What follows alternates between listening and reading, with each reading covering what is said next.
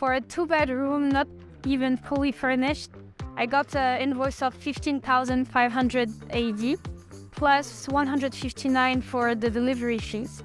And I didn't even go through the kitchen accessories, bathroom accessories, decorations, because I'm literally just too exhausted today. 1 sofa, 1 armchair, 1 coffee table, 1 TV bench, 5 decorative cushions, 1 big rug, a 6-seater dining table, 4 dining chairs, 3 bedside tables, 1 king-size bed, 1 queen-size bed, 2 mattresses, 2 sets of duvets, 4 bed pillows, and 2 mattress fitted sheets. So I will end up paying roughly 19,000 AED with IKEA, including the 2 mattresses, the 4 dining chairs, the TV bench, and the coffee table, versus 12,900 AED with TUKA.